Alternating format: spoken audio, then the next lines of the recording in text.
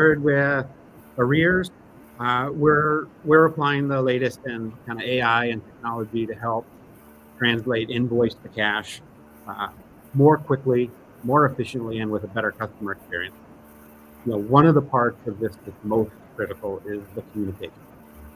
So I'm really excited. We've got Dee here to share some of her expertise. She's got decades of experience, is an author, has you know translated millions of dollars in outstanding invoice into cash.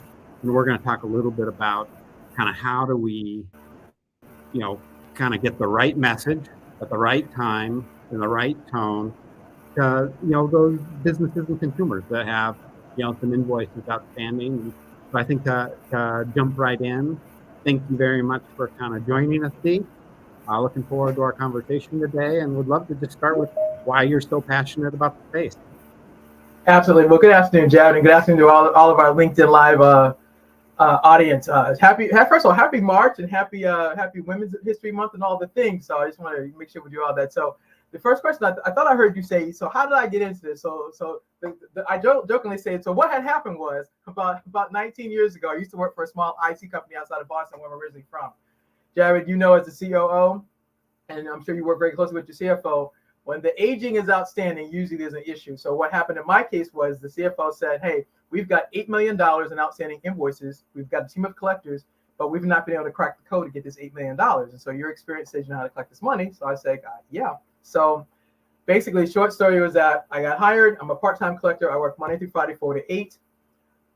They give me an aging that has $8 million. I collect $6 million in 60 days. Then the unthinkable happened. We get called downstairs by the CEO, and says, listen, thank you across all the departments, but we made an executive decision and we're closing the company today and letting 100 people go, including me.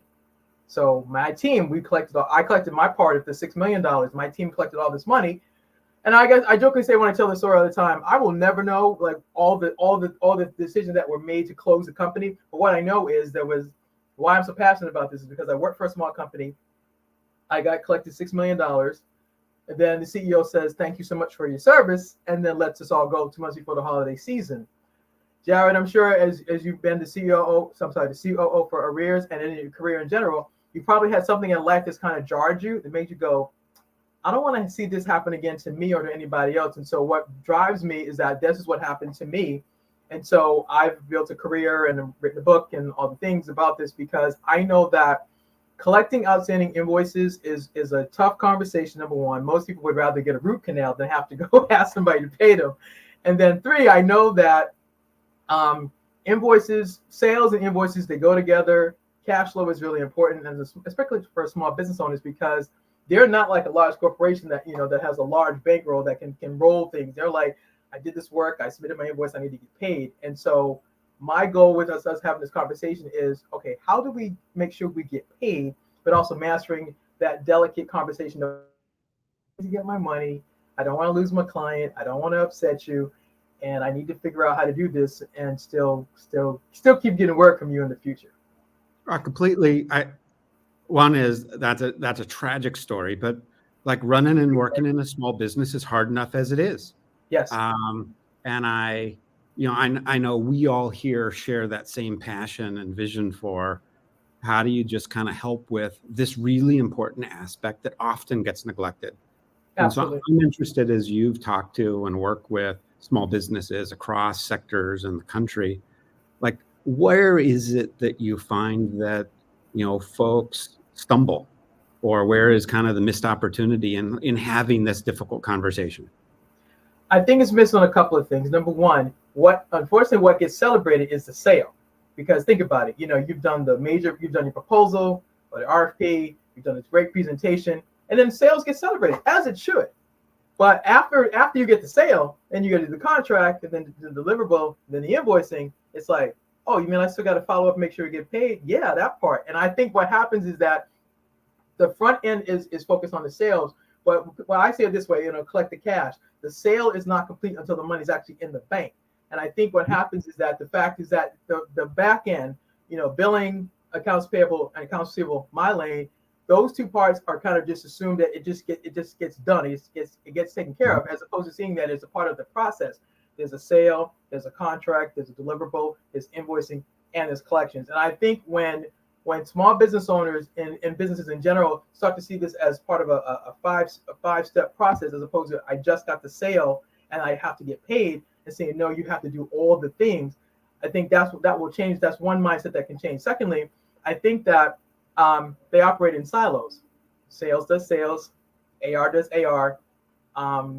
Until recently, they're not usually talking. And I think, one of the things that you and I are doing is saying, okay, we need to change this mindset, change this conversation to say, no, sales and AR, they actually go together. And that when you see it that way, it's like, okay, no, it's not complete until the money's actually in the bank. And so we got to figure out how do we get the sale, but then how do we make sure we take care of our customer, build them correctly, and get paid.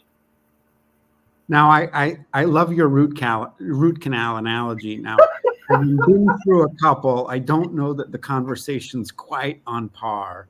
But one of the things that I know that we've found is, the one thing that's absolutely scarce in any small business is the time of the team. And, this is not the favorite activity. I remember when I was a controller of a small business, it was 9 a.m. every Thursday morning was like, how am I going to schedule and make this call happen?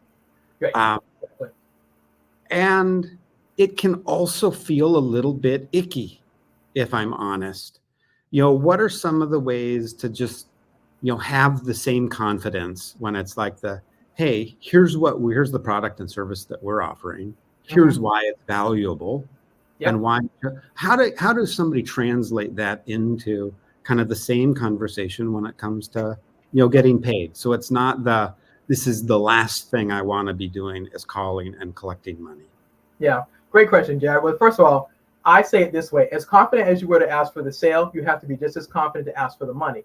It's a mindset shift. It's nuts and bolts. It's a mindset shift. You have to see this as getting paid for your product and service matters just as much as it matters for you getting the sale. And I think the way unfortunately, as you know, being a former comptroller, AR is seen as this, okay, these are the people that are collecting. They're calling, they're harassing, sometimes, not all, but sometimes they're calling, they're harassing. And a lot of them don't have the finesse of, listen, you have to build the relationship. My framework for collecting the cash is problem solving, which is figuring out the question of what had happened was like, how come we didn't get paid? The second thing is customer service. A lot of people don't see that collections, B2B or AR collections is customer service, and it matters. How you handle your client, how you handle, like, for example, if I'm dealing with an AP person, I've got to build a relationship with them, and I have to let them know that I'm here to help us solve this problem. The other thing I do is a non-tangible is called gratitude. I believe in gratitude. As a matter of fact, one of the things I've said to you on several occasions, hey, Jared, thank you so much for this opportunity. I'm glad we're connected. I believe that gratitude is one of those things that most people are like, why do you use that? I said, because when people take the time to help you get your invoices paid, it's the right thing to do is say thank you. And then relationship building. I mean, you're in business, so am I. Everything in business starts with the relationship. Before you get the sale, before you get all the things, people have to know, like, and trust you. And the thing is, how do we change this? Number one, like I said, it's got to be that AR is not just collecting. AR is part of the sales process, and that how you handle the front end is just as important as how you handle the back end. And when people can see that, it's like, okay, yes, I understand you may not have the time. You have to schedule it. It's got to be a priority, because here's the thing, you want your cash flow, right? Yes, you don't want to end up like what happened to me and working for a company that unfortunately didn't manage it really well. And then when they finally managed it, unfortunately, they made a decision and they closed the company. I will never know, and I've said this often, but I'll never know if there's anything that could have been done to save that company. I don't know that. But why am I so passionate about it today is that let's go backward for a moment. We just came out of COVID. I don't know if you watched it, but I know I watched it, and I sat there. My heart hurt because I'm like, man, there are small businesses not knowing, what size were, but they were businesses that were closing. And every time I saw a company close, I kept thinking, I wonder how many sales were on the book. And of course, invoices were left on the books, and that because it wasn't a priority, there was money that could have been collected that might have, I'm not saying it would have solved every issue, but it probably would have improved their cash flow for at least a short term. And unfortunately, because it's not considered a priority until it becomes like a disaster. That's when everybody's like, oh my gosh, I need to get this money. But I'm like, no, but if you change your mindset and say, okay, no, we have to see this as when we sell, we deliver the product, we invoice, and we get paid. We have 4 things to do at all times. Like I said, my saying is collect the cash.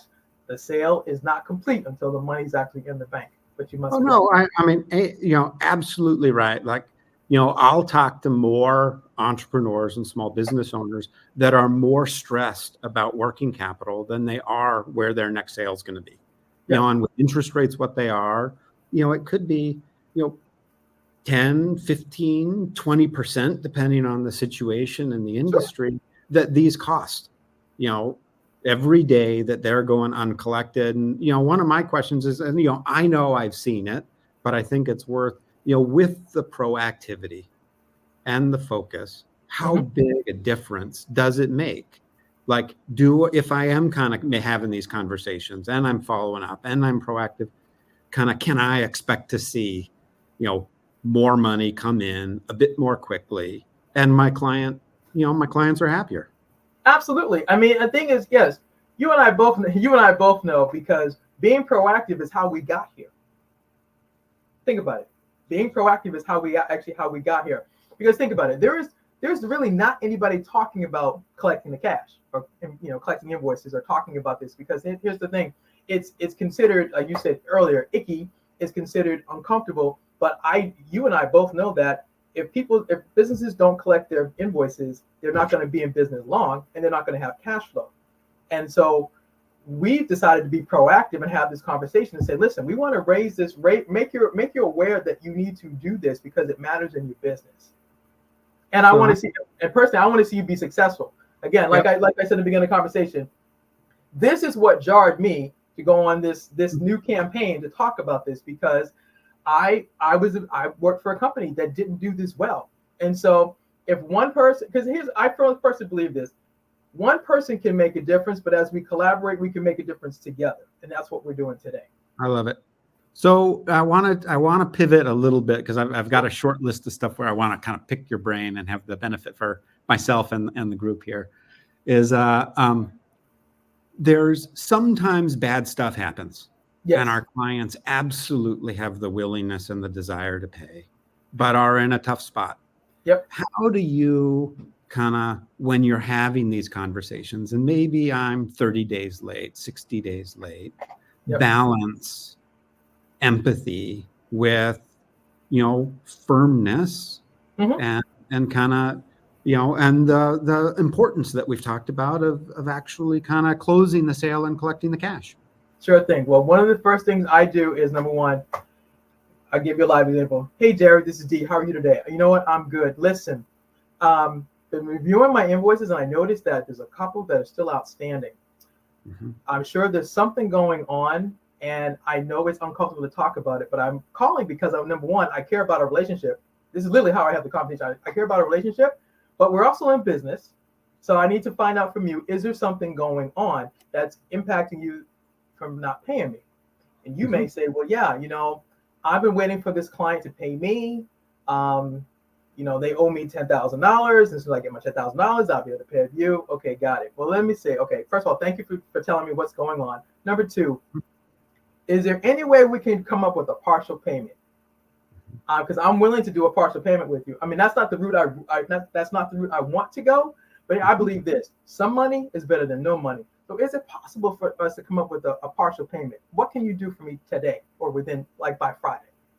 Well, D, I only have this amount of money. Well, will you accept this? Okay, well, how about this? I'm going to document this, and I'm going to do an email. I'm going to send it to you, and you're going to confirm it. And this is the payment plan. You owe me $10,000 now. You can't give me 10, but what can you give me? You can give me 2? Great. And then within the next 15 days, 30 days, you're going to pay. You're going to do the rest.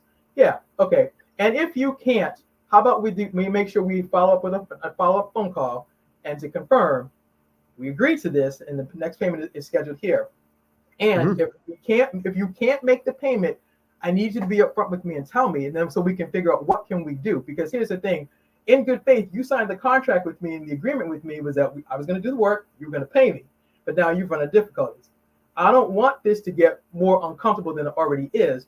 But can we fix this by doing a partial payment, and then we'll revisit this, and you'll tell me the next time I can make next payment. And if you can't do that, then obviously we're going to have a more uncomfortable conversation, which is, okay, B, the work has to stop, and then C, we may have to go to legal. I never want to have to go to legal. That's like the last thing I want to do. I want to talk to you first, because here's the thing. I believe in our relationship, and I want to maintain it. I want to maintain it first. So I'm going to give you the opportunity to tell me what's going on. Let's make an adjustment, make the partial payment, honor what you said to me, or else we have to really go a different direction. I think that's, so I want to play this back because I got a few of them, and I think this is good. First of it is like, bring out and acknowledge the situation. It's a good part to kind of establish, hey, this is the relationship. I value it, and just listen. I think then, though, I think the piece that I heard in particular is get some payment commitment in the immediate term, even if it's less. Be flexible, open to what's possible now, as opposed to let's wait for some big event in the future. And kind of be clear in terms of these are the expectations. Yep. And they're unfortunate consequences that we all want to avoid. Exactly. Yep. You nailed it. I love it. One of the things that we've heard as we work through clients is on the accounts receivable side, there's 10 clients that make up half of the sales of the business and are front and center. And I know them. We're on a first name basis. And then there's the 990 next clients that maybe don't get as much, and they can go weeks or months sometimes without kind of the follow-up. Kind of how do you find that you recommend or work with clients to kind of balance this need or obligation? Oh boy, I think we might have